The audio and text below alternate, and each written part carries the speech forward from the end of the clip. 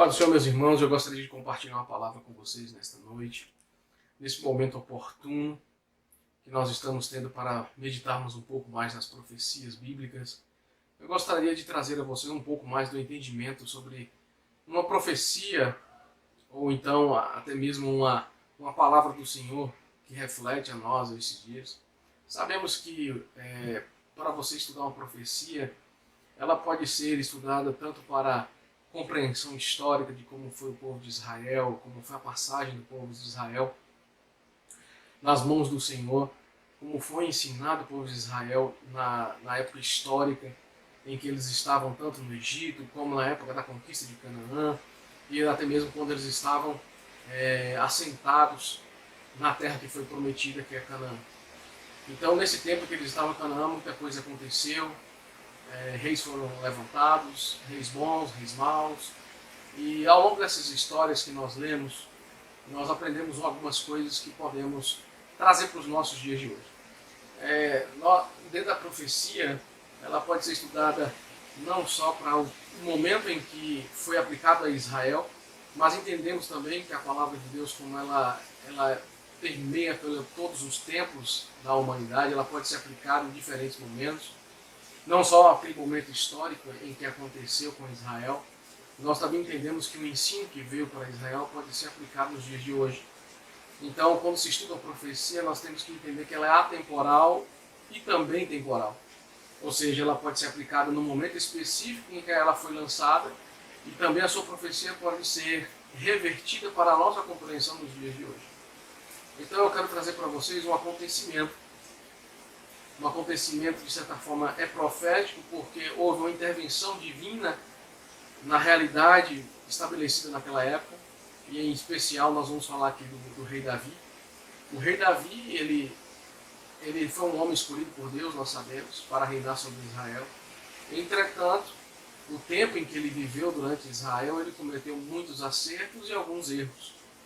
E dentre esses erros que ele cometeu, eu gostaria de que vocês meditassem comigo a respeito de uma situação em que o Davi, depois de ter levado a arca do tesouro de volta a Jerusalém, depois que o Senhor deu a ele uma palavra de que faria dele casa, estabelecendo inclusive uma profecia de Amós 9:11, que foi dado a Amós 9:11, no capítulo 9 de Amós, no versículo 11, uma profecia que fala de reerguer esse tabernáculo de Davi. Nós vemos que até o apóstolo Pedro, ele relembra dessa profecia.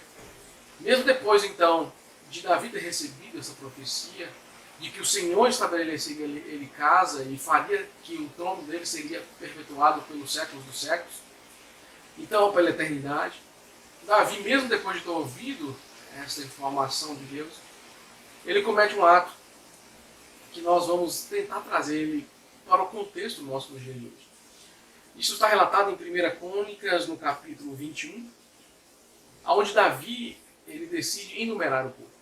Ele vai enumerar o povo e pede a um de seus generais, Joabe, para que ele vá e conte os homens que estão dispostos e disponíveis para a batalha. Claro que Joabe, naquele exato momento, não se agradou daquele pedido do rei Davi, mas a própria palavra de Deus fala que foi o inimigo, o próprio Satanás, que incitou isso no coração de Davi, provando que nós homens somos falhos, independente da nossa posição em Deus. Então o que acontece é que Davi, ele foi incitado por esse sentimento de enumerar o povo. Joabe, o seu general, não gostou disso, então Davi envia o Joabe, o seu general mesmo, ele não concordando.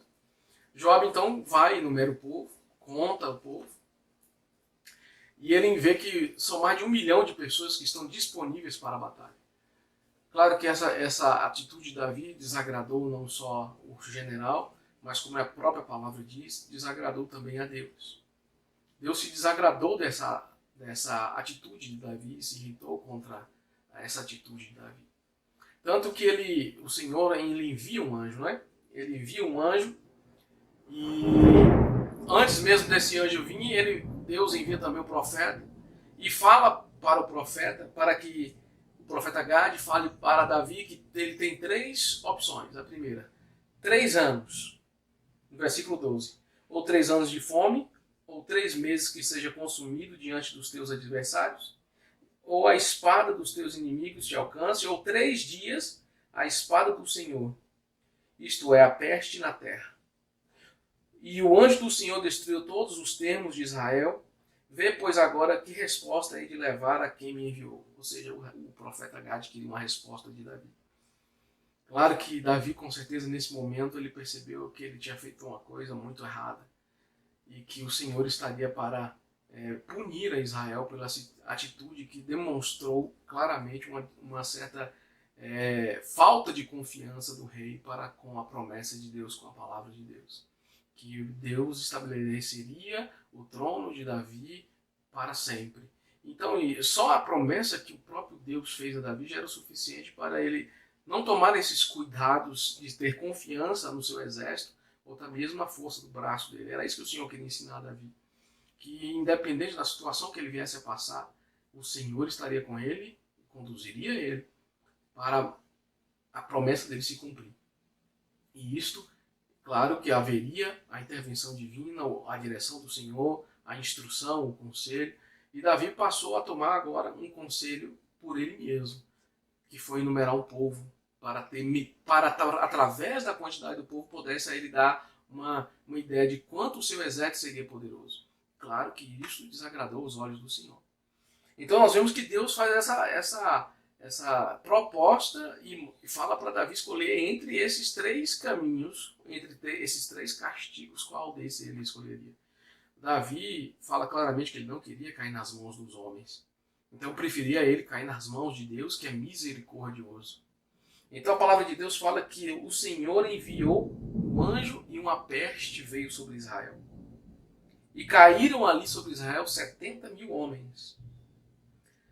O que acontece é que quando Deus envia esse anjo para Jerusalém para destruir, para vir trazer juízo sobre essa atitude, de certa forma pecaminosa de Davi, demonstra claramente o quanto o Senhor se ira quando nós nos afastamos, muitas vezes deixamos de depender do Senhor, tentando viver uma vida longe da presença de Deus, confiando nas nossas capacidades. Não que as nossas capacidades não sejam importantes, elas são importantes, sim, claro.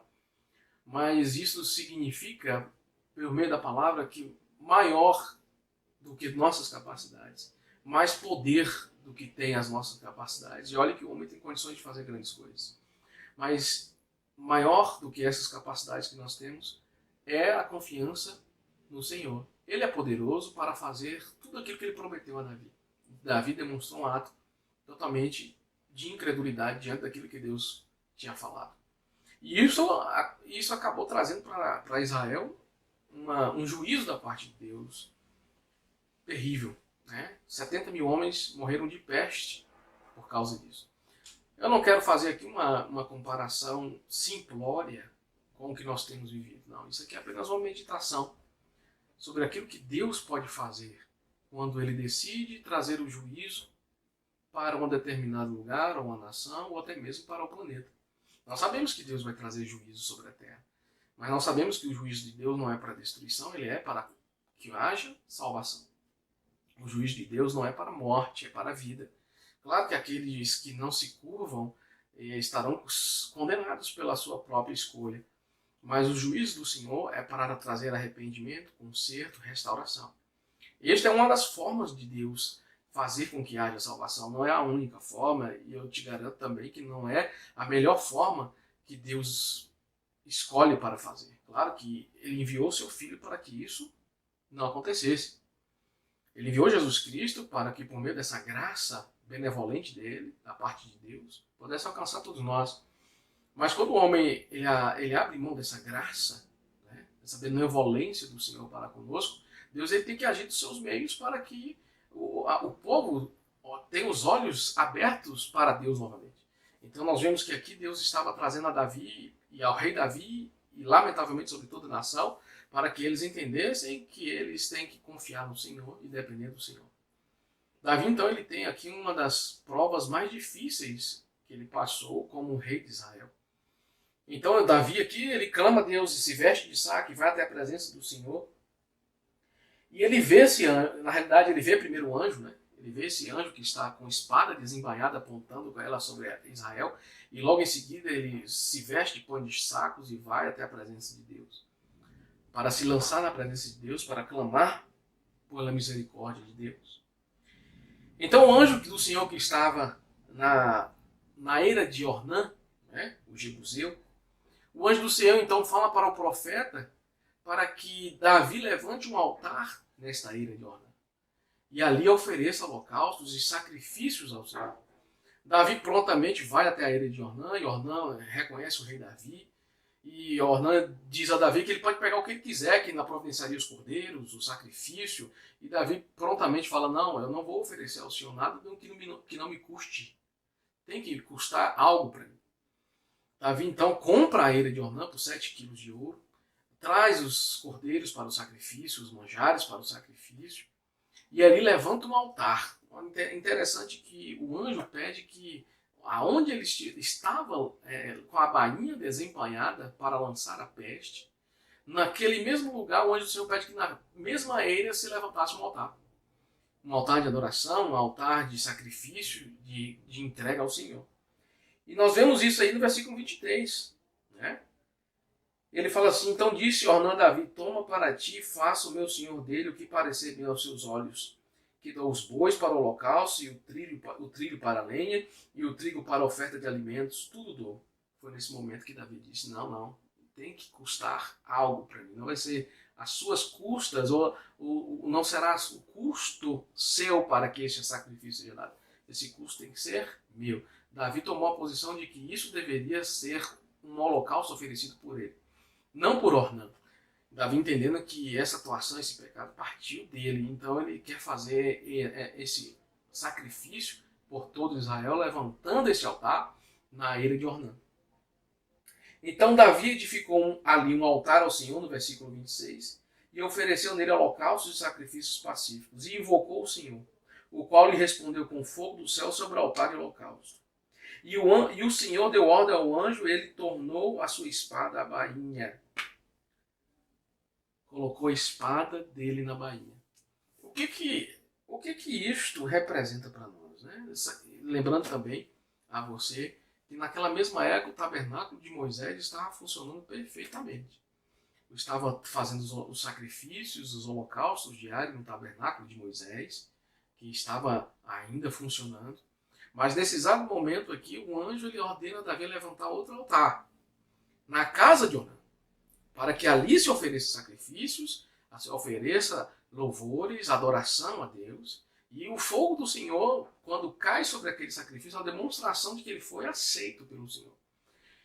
O que isso nos traz? O que isso nos remete? A primeira coisa que nos remete, eu quero que você entenda, é que Deus ele tem a forma dele de trabalhar com o homem.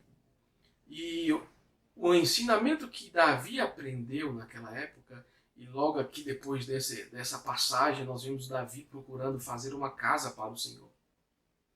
Porque ele percebeu que o fogo do Senhor pode descer aonde ele quiser, aonde Deus quiser, desde que seja levantado um altar, desde que seja levantado um lugar de oferta ao Senhor. Claro que aqui nós temos que entender que isso aqui é uma tipologia, ou seja, simboliza algo no mundo espiritual. Simboliza algo para os dias de hoje. Nós temos que entender que quando Deus ele faz algo na sua história, e essa história está marcada, registrada para nós hoje, neste tempo, é porque tem muito ensinamento neste contexto. E qual é o ensinamento disso para nós nos dias de hoje?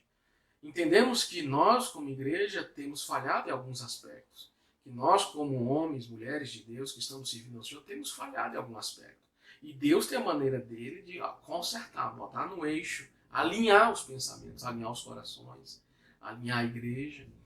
Porque não adianta ficarmos cada um pensando da maneira como convém. Importa que pensemos unidos no mesmo propósito que o Espírito Santo tem dado a nós desde o início da igreja cristã.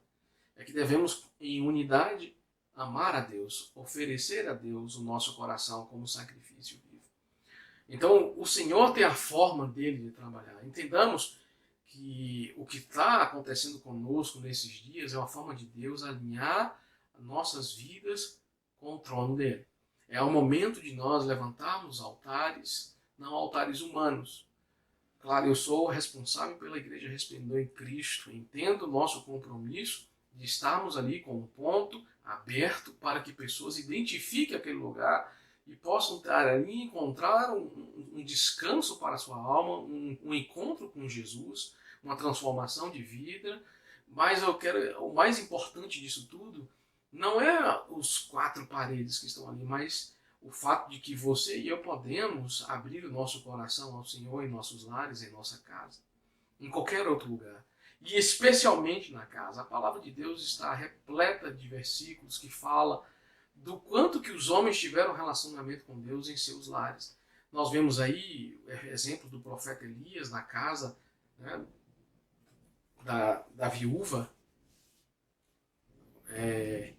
perdoe-me, da casa da mulher que estava, sim, da viúva, claro, que estava necessitando de ajuda, e o profeta Elias é conduzido à casa daquela mulher, e daquela casa ele faz maravilhas, a multiplicação do azeite, ou da farinha, do azeite, e nós vemos que também exemplos de Moisés dentro da casa, que selou os umbrais da porta com o sangue do cordeiro, para que o anjo da morte não entrasse e as pessoas permanecessem na casa para serem abençoadas e não fossem mortas.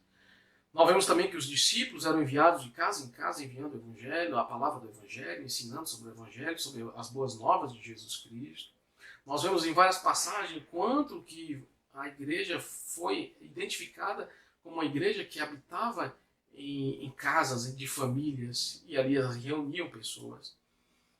Então, a questão da casa é uma coisa muito, muito importante para Deus, porque é o lugar onde a família está estabelecida, onde ali se cria princípios familiares, onde se disciplina seu filho. Então nós temos que entender que o que Deus está fazendo é fazer nós entendermos que nós temos que trazer o Evangelho para a nossa casa, principalmente nossa casa espiritual, lugar da habitação do Espírito Santo. E em segundo, a nossa casa familiar. Essa vida de comunhão diária do Espírito Santo em nossa casa é fundamental. Lugar secreto, lugar de encontro com Deus, lugar onde a glória de Deus se manifesta. Entendemos que quando você oferece sacrifício de louvor pacífico, de paz com Deus, quando você oferece adoração, quando a palavra é liberada em sua casa, o Senhor prontamente, através desse exemplo da era de Ornã, em que Deus desceu fogo naquele altar, também nos traz o entendimento que este fogo vem sobre nossa casa, vem sobre nossa família. Esse momento em que nós todos estamos nos lares, reunidos nos lares, e muitos de nós sem poder, na realidade, escolhendo ficar em quarentena, nesse exato momento nós podemos escolher. Talvez num tempo próximo nós tenhamos que estar aqui realmente por uma determinação do nosso governo, né? Mas inicialmente eu quero que entendamos que a nossa casa, esse lugar que nós estamos reunidos com a nossa família, é o lugar que Deus está propiciando para cada um de nós. Temos um relacionamento íntimo com Ele. Para que não venhamos a mais, como muitos irmãos têm o costume de simplesmente de ir ao culto no domingo e durante a sua semana, e claro que isso não é generalizando, mas muitos dos nossos irmãos têm o costume de apenas cultuar o Senhor nos domingos. Esse é o momento de mudar esse quadro, de mudar essa situação. Se você tem essa necessidade de buscar o Senhor, é hora de você buscar em sua casa, em seu lar, cultuar o Senhor em sua casa. É hora de você buscar o Senhor na sua intimidade. É hora de você trazer este fogo, essa glória de Deus para a sua casa.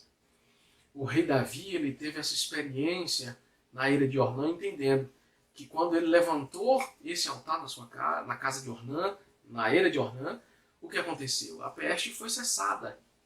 Nós não entendemos o porquê, o como. Entendo eu que Deus está no controle de todas as coisas. Então, o que está vindo sobre toda a humanidade, este vírus que está sobre toda a humanidade, é uma permissão de Deus, é algo que Deus está envolvido com certeza nesse juízo. Isso aí não há sombra de dúvidas. Primeiro porque isso é de uma proporção gigantesca e Deus ele tem todo o poder.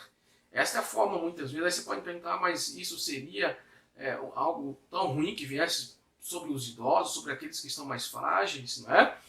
A verdade, meu irmão, é que nós é que vamos precisar amar mais essas pessoas. A responsabilidade disto não se proliferar é nossa. Né? Nós temos visto muitas pessoas não se comprometendo nesse amor para com o próximo. Então, muitas pessoas estão vivendo a sua vida como se nada estivesse acontecendo. Né? Então, nós não podemos tomar essa postura. É uma questão de amor ao próximo. O seu isolamento é uma demonstração de amor ao próximo. A buscar a presença de Deus é uma demonstração de amor ao próximo. Porque isso, as nossas orações podem diminuir, com certeza, eu acredito nisso. As nossas orações, a nossa devoção, nossa busca ao Senhor, com certeza pode mudar esse quadro. Pode mudar a forma como essa peste ou esse vírus está sendo lançado sobre a humanidade. Então, a nossa forma de adoração, a nossa forma de sacrifício, eu tenho certeza que o amor se manifestar em nós como deve ser manifestado. Então, nós poderemos realmente reverter esse quadro. Nós poderemos mudar essa situação. Creio eu, plenamente, que após tudo isso que está acontecendo, teremos um dos maiores moveres de avivamento já experimentado nos últimos dias. Acredito eu que o grande avivamento que nós vamos experimentar passando este momento será grandioso, gigantesco. Será o grande avivamento da Igreja de Cristo. Será a grande preparação das noivas prudentes, aquelas que estão em casa buscando o Senhor, orando, se dedicando, se consagrando, estão guardando azeite nas suas botijas. Nós sabemos que tem prudentes e tem nércias, as imprudentes. Nós temos que ser as prudentes. Nesses dias, a prudência para com a nossa vida espiritual com Deus, com a nossa consagração a Deus, é essencial. Nesse momento em que o Senhor está nos guardando, é o nosso descanso, é o descanso da noiva. É o descanso que nós temos na presença de Deus, de estar buscando a Ele, Ele está nos dando uma oportunidade. Ele está abreviando o tempo. Eu quero que você tenha essa interpretação profética sobre este ensinamento bíblico. Ele está abreviando o tempo, Ele está nos fazendo estar em tempos de consagração a Ele. Ele está nos fazendo, como noiva, estarmos em descanso. Em determinado momento Ele vai despertar essa noiva, Ele vai chamar essa noiva. E essa noiva tem que estar preparada. Né? Tem que estar preparada. Um grande avivamento está por vir. Um grande avivamento vai vir. E nós temos que estar preparados. E isto é o que nós temos que entender. Que independente daquilo que está acontecendo conosco, com a humanidade, com a igreja, nós temos que entender esse tempo. E mergulharmos nesse tempo. Na presença de Deus. Né? Mergulharmos no sentido de buscar a face dele. De estarmos dedicando tempo à leitura bíblica. As nossas orações, intercessões têm que ser feitas. Então, a palavra que eu tenho para trazer para os irmãos para meditar é esta. Que você tenha seu tempo na presença do Senhor nesses dias. Amém? Deus os abençoe em nome de Jesus.